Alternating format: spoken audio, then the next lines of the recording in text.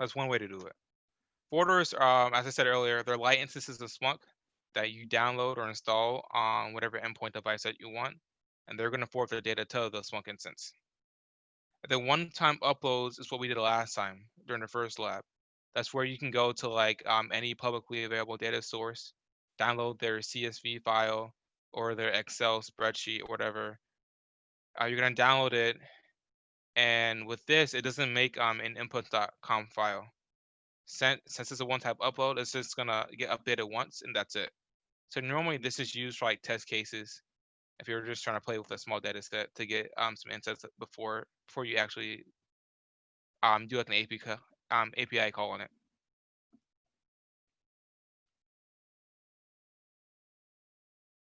So we're gonna go back to our Splunk instance. We're gonna ingest some data.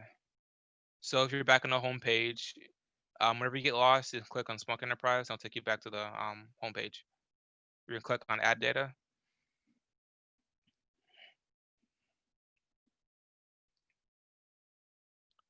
We're gonna scroll down to the bottom. We're gonna click on the monitoring icon. Yes, there is, Hassan. There is one on our big website, if I'm correct, Michaela.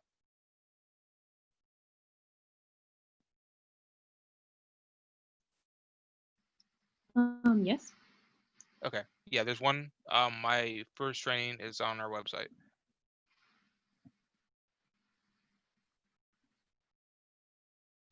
And there is Splunk Fundamentals 1 training, which is free as well on the Splunk website. So we're gonna click on local event log. We're monitoring events on our local machine. Since I already have this done, you can click on application, security, and system logs. No, she'll get moved when you click on them, the selected part. I don't know why I'm cutting off like halfway. You're gonna click next.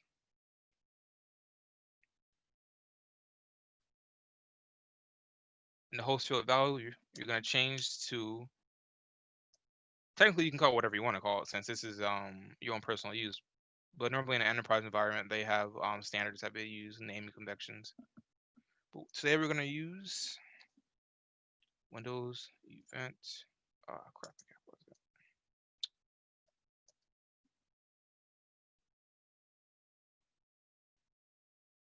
Event log.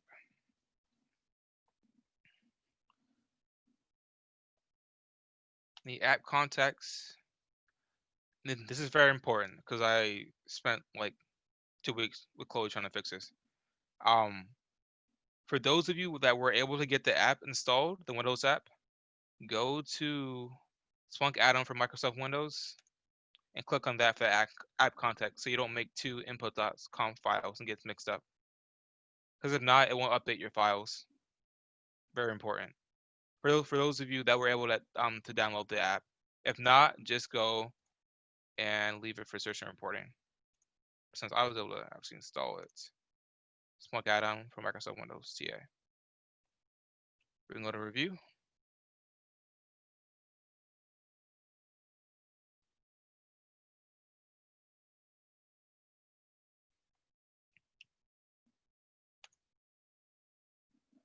Everything looks good here so far. Good. And then since I've already done this before, I'm not gonna hit submit, but you guys will hit submit, and it should get everything configured properly. And K-Mit said the fundamental training is really good. This is in the chat. It's really good to know, but once you finish it, you cannot go back or retake it. They will send you. Actually, if you beg them enough, they'll allow you to retake it, which I did like 3 times. For the Splunk people, if you guys want to retake the fundamental training, if you guys have taken it already, the fundamentals 1, if you beg them enough, they'll allow you to retake it.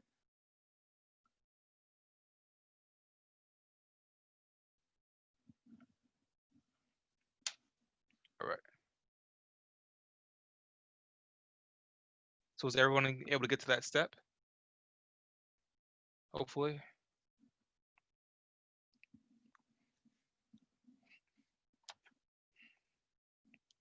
Was anyone not able to get their logs monitored, or the instance pointed through the logs.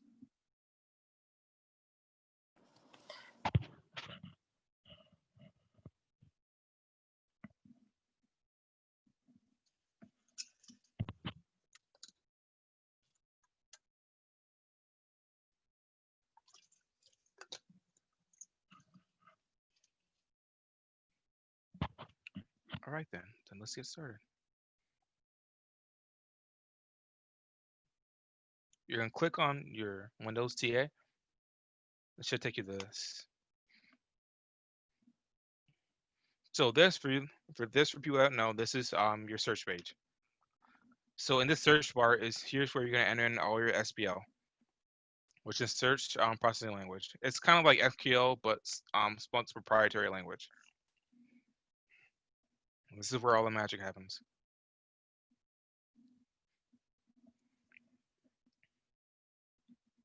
So today's use case that we're gonna be doing is with Windows event logs. Event logs. So whenever you do any activity inside your Windows machine, it's gonna track it and it's gonna give it an event code, like 4792 or whatever it is. And so your machine tracks all of that data.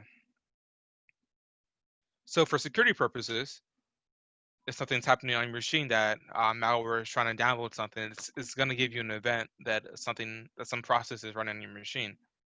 And there's 4 main logs I guys want you to know that any system admin worth their salt actually knows what it is. So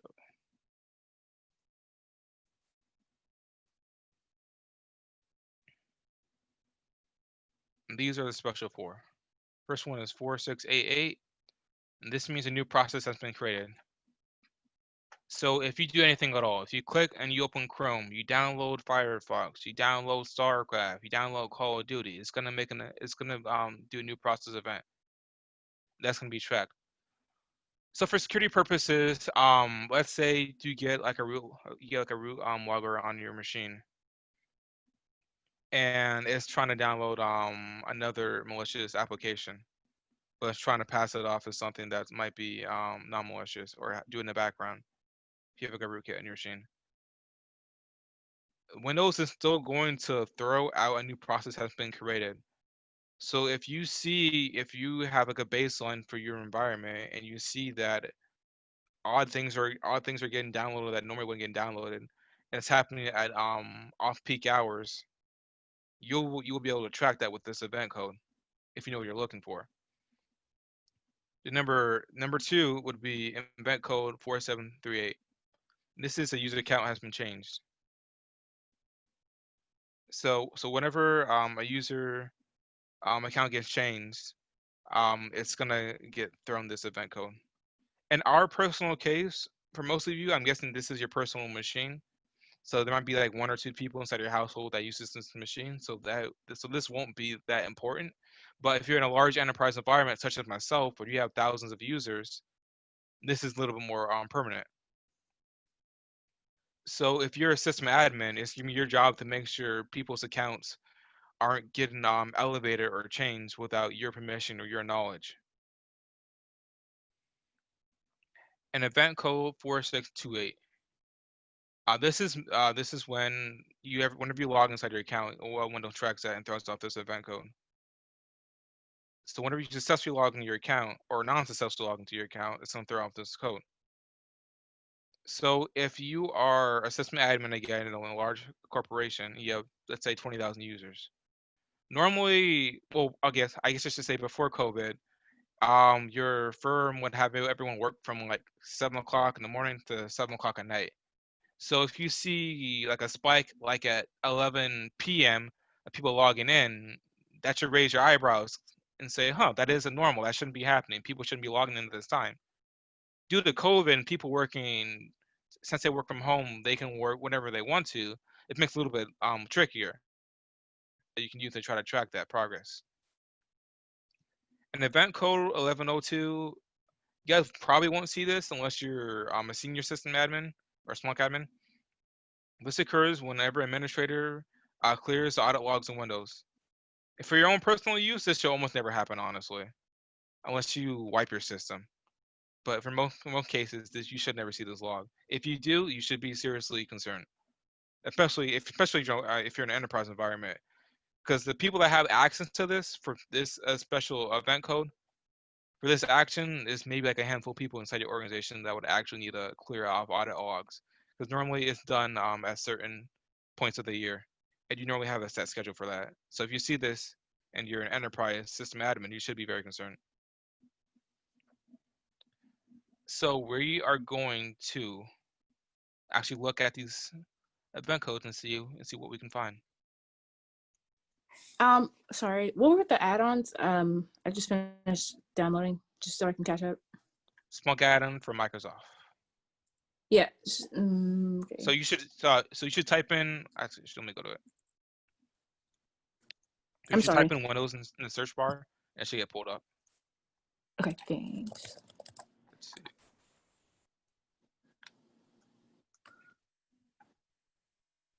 Do you see it? Yeah, thank you. All right, awesome.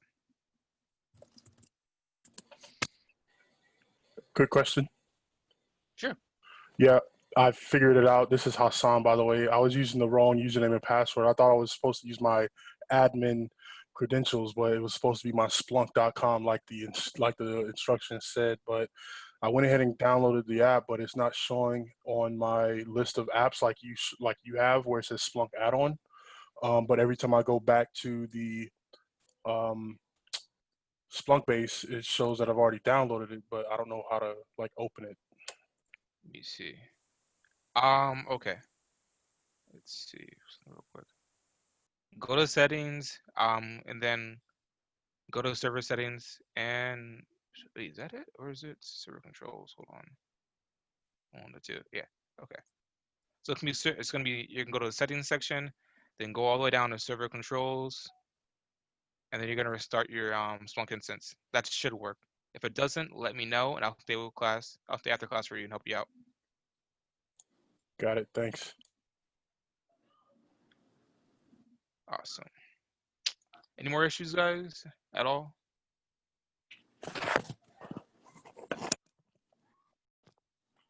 No? All right, then.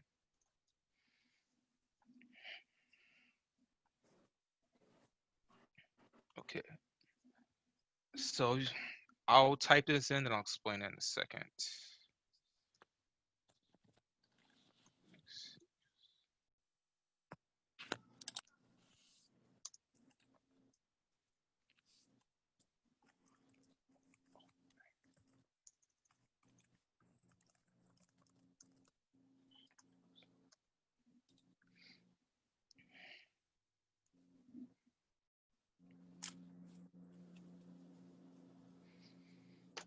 Okay. So what I typed here is index quotations main and source star. So the index, as I was talking about earlier, is where your data is actually stored. So index equals main. That's our main index. That is the default index whenever you install Splunk. For our own personal use, we don't have to type this in, since in most cases we think we get 20 gigabytes per day with Splunk personal user instance for enterprise. So it doesn't really matter if we don't add it. The performance isn't gonna really be hurt that much by it. But if you're in a large enterprise environment such as myself or any other company, you're gonna have hundreds of gigabytes or even maybe terabytes for your license. And so if you don't enter this, it's gonna take a lot longer to actually run your search. It can use a lot more resources, which means you're taking resources away from other users, which hurts their performance. So that's one of the search best practices. Because normally you would have the security index, or the Windows index, or the Linux index.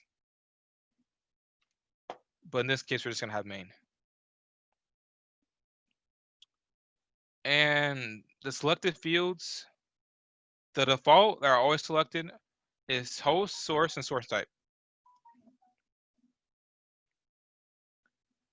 Host is normally the host name of the machine that you're indexing the data from. Source, if you're on a Windows machine, it's normally going to be the file path.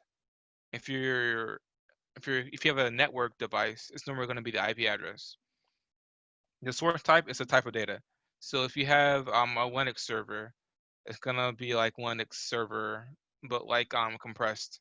So like li and then server or something like that. Depends on what your environment is. We have Windows data, it's gonna be that. So it's a type of data that's being indexed.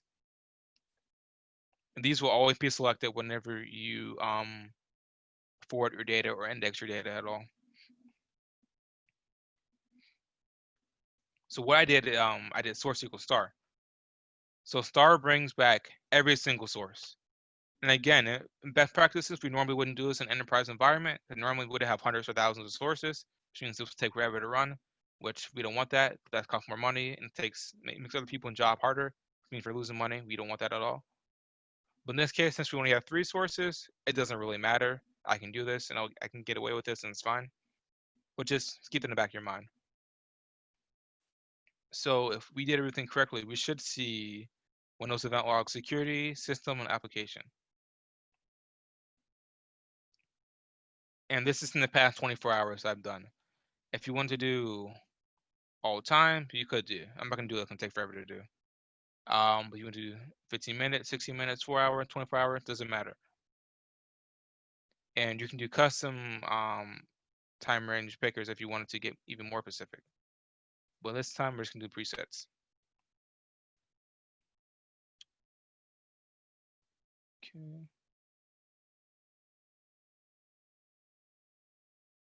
And if you want to expand your event, you can. You can click on the down arrow right here.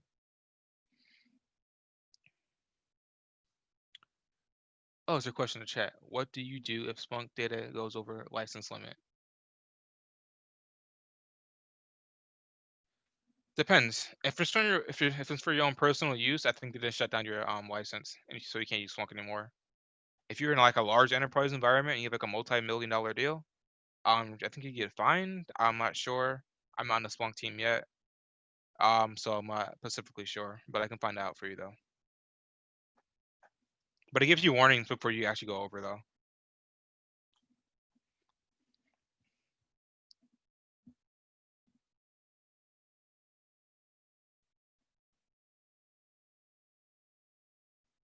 Thank you, Chloe, for answering that. Appreciate it.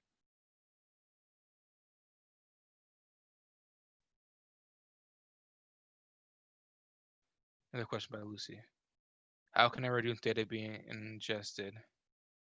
You can either shut down some of your folders, or you can lessen the amount of data that can push through your machines, like set a certain limit on it. I don't know the specific technical way to do that, because I'm not a Splunk engineer yet, but that is possible.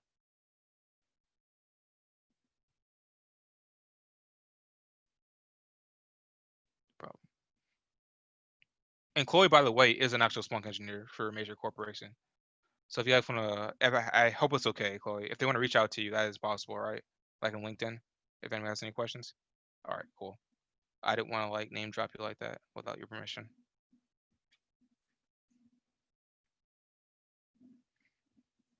All right. So this is your event that's happening. So this is a single event right now that's happening that we clicked on.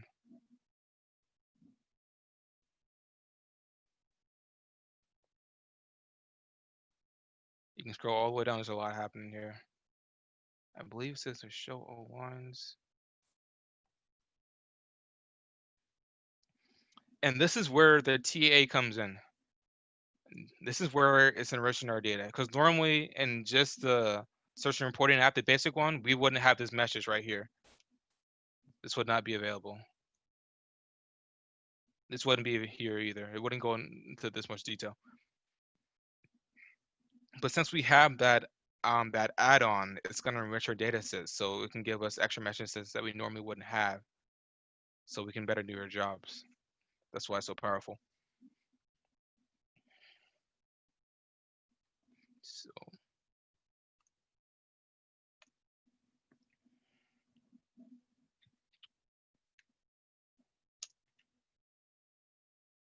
So we're gonna actually start to look for our first event. First one is what? Let me write this down so I don't forget.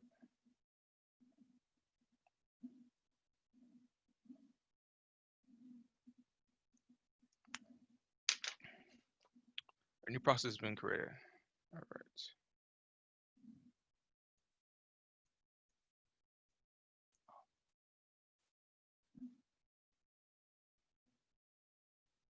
All right. I'll explain what I'm doing in a second. And you can see the fields, extra fields here. So looking for event codes. And you can manually add this to it if you want to by clicking yes. So it's gonna add it to the selected fields. So it's gonna show up. See?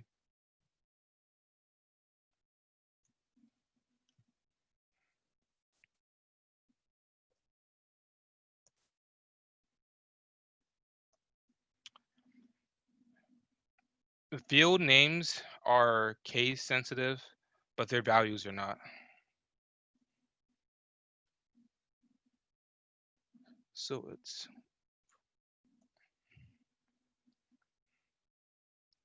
when you put it in quotations, it specifically matches that search string pattern.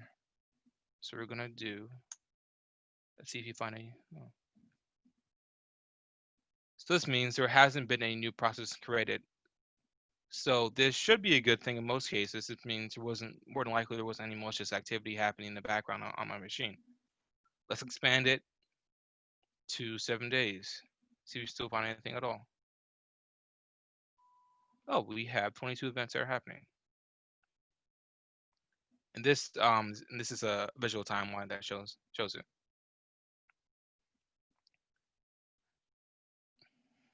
Now this in itself will not give you the entire picture. You're gonna need more. You're gonna need more data and more skills to actually dig in further. But that gives you a very good first step. That's why it's so important. So we can see what time this is actually happening, and it's all happening around the same time. 27th was, I believe, Sunday or Monday. Yes, happened all around the same time. So that's a little bit curious. So if I wanted to, I would write that down. I would either go to one of our other head security people and then sit them down with this and see what we can do about it. Was everyone able to actually see this? Does anyone have any interesting events that are going on?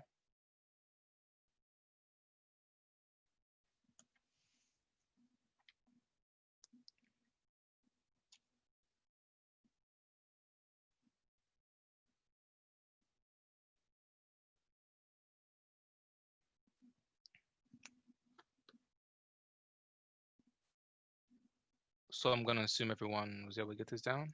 Cool. All right. And you guys should be in smart mode when you're searching.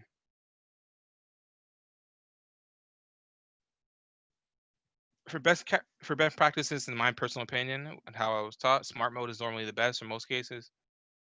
Verbose gives you back everything, every single ounce of information that you can get from your index and data. It's gonna bring back, so it takes a lot longer and uses a lot more resources. Fast mode gives you the bare minimum, and smart mode balances both aspects of fast mode and verbose. So that's normally why it's recommended. Okay.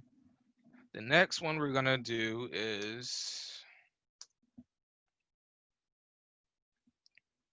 4738.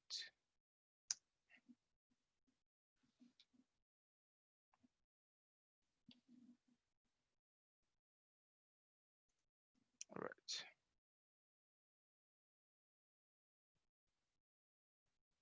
This is the one where my count is being changed. Now that necessarily isn't always a bad thing, because in my case, I am logged on as an administrator because I like to play around with my computer. Yeah, I can do. Yeah, sure thing, Kyle. I can put it back up. You see it now?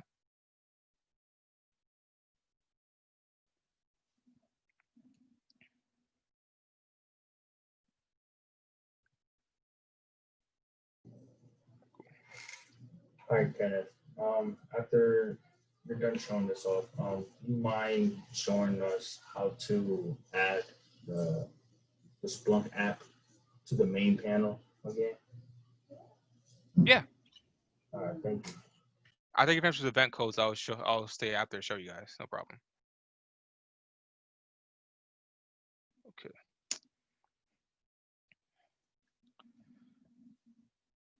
Yes. So for event code 4738, this is whenever my account is changed, and in my case, since I'm logged on as an administrator in most cases, because I don't feel like going inside the command prompt and keep trying to change that.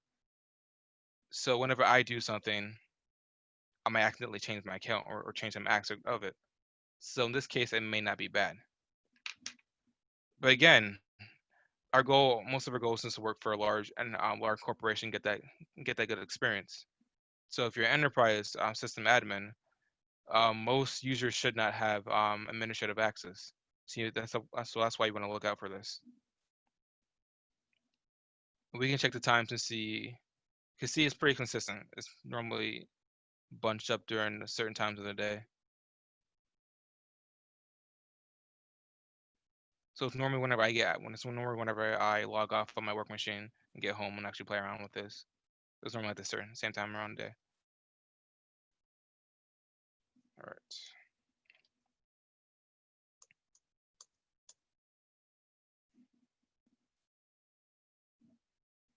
Next one is 4624. This is whenever you log on your computer. So everyone should have this, hopefully. This is your first time logging on your new computer or something.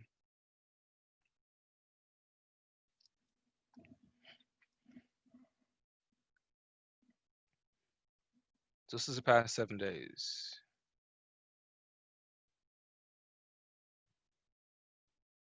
So I believe even when your computer falls asleep and you have to like move your mouse to turn it back on, I believe it may even catch that. I'm not sure. I have to double check with that.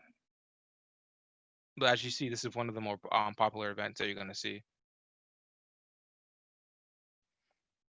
Again, if you're in an enterprise environment, this will help you get a baseline whenever you log in. So if I saw that I logged in like at 2 a.m. and normally I'm asleep by then, and it's happening at certain times of the day, I might get a little bit suspicious. Maybe my dad or my mom are logging on my computer without my permission, which I wouldn't be surprised. But that might happen. So you might just want to be mindful of that aspect. So you can see what time.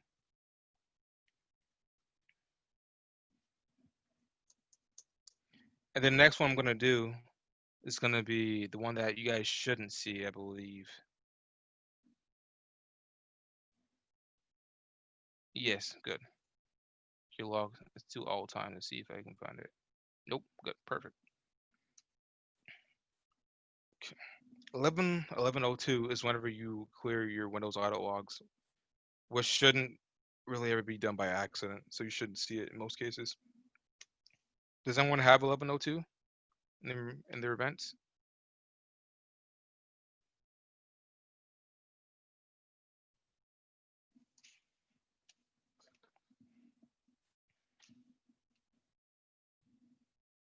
No.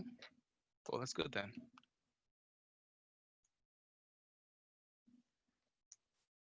And these are honorable mentions that these are some of the top ones I will be going over during my next presentation. Reports, alerts, and dashboards. These all tie in together. So this is more of the front end of Splunk. So with reports, that's whenever you save. That's whenever you have like a save search that kind of runs in the background at certain intervals. Reports don't trigger events, but alerts can. And dashboards, that's like I guess that's the best way to put it is that's a pretty way to tie everything together that executives like. So that's kind of like Tableau or Power BI. We have the pretty dashboard with all the nice colors and charts and graphs that show what's going on with your data. And I'll be going over that during my next presentation. And you guys have any questions for me at all?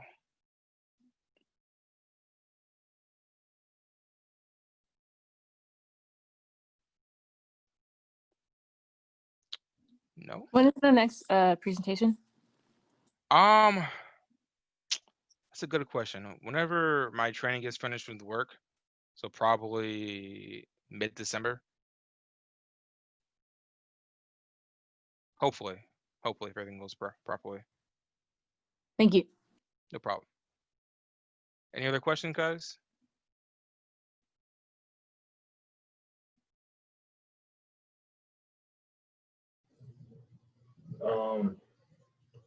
Do you mind going over adding the Splunk add-on to the main? Yeah, of course.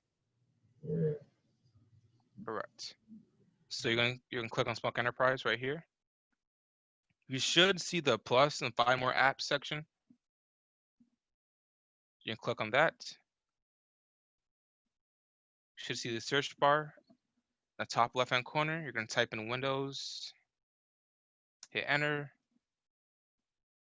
And in the right-hand side, you should see the Splunk add-on from Microsoft Windows. No problem, David. Appreciate you be able to come. All right. So on my end, I have already installed. On your end, you got open app. Not sure. Yes, you should. You know.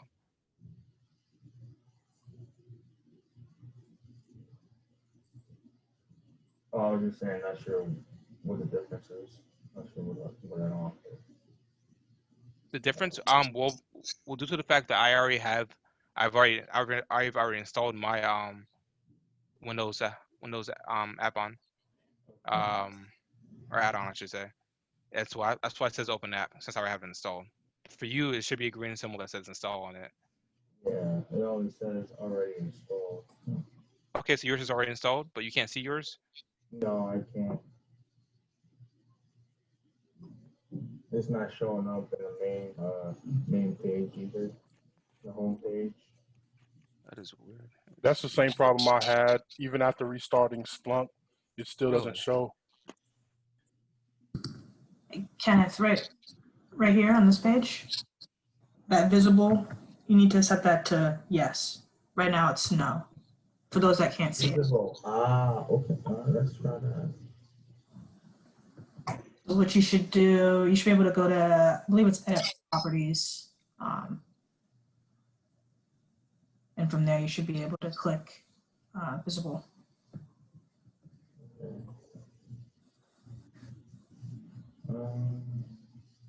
Thank you, Cole. I appreciate that.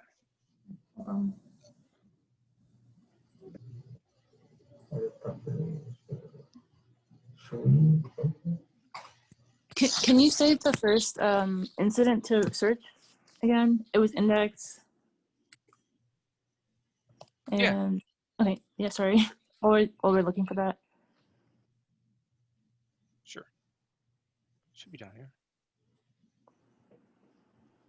Index source. It should be in your search history. You're not. Oh, it's Then- those. I'm gonna screenshot Yep. it. All right.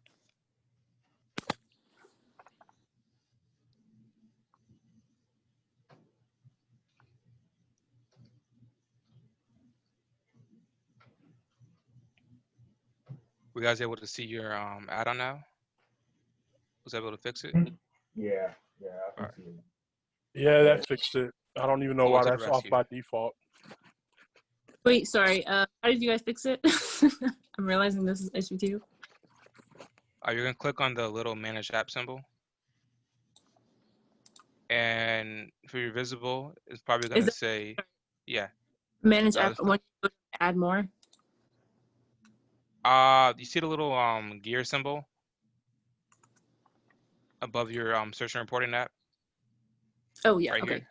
Yeah. You click on that, and yours probably says you're gonna go down to your Windows reporting app. It's probably gonna say no for visibility. You're gonna check that to yes. You have to hit edit properties for Thank you. Yes. Yeah, for that. That's what I had to Yeah. do, go to edit properties and change the Yep. visibility. But I'm also getting the 404 error now, even though now it's showing, but now I'm getting a Oh, yeah. 404. I get that a lot too. Um, I'm still trying to figure out why that happens to me. So, Um, and I can explain that real quick if you want. So with the add-on, typically add-ons, like Kenneth was saying earlier, this is to just enrich your data, right? So most of the time, you're not going to see this within your search GUI. What you will see is the accompanying apps. So like Kenneth said earlier, dashboards, reports, and all that stuff. So when you get that 404 error, it's just because there's nothing underlying that's supporting it to see it in the GUI. So this add-on is typically, you'll deploy it here locally, right, to add knowledge to your data, or you'll put on a forwarder to get that data from external systems and to help parse the data when it comes into your search head. So does that make sense? Yeah, that does. I was gonna say, I don't know if I missed that when did you show how to do that, or is that something that we have to kind of like figure out on our own? Yeah, no. That wasn't a part of this. That was just kind of understanding why you're getting that 404 error. It's like not any issue. It's just how Splunk is with the add-ons and the apps. Oh, okay. And that's the add-on he was using to do the whole index and the different event logs, right? Yep. So that Gotcha. add-on was allowing you all to see that data and enrich it, right? So you'll be able to see, okay, event whatever 4624, whatever it is a login or a log off. It's adding that knowledge for you, so you don't have to do that. Gotcha.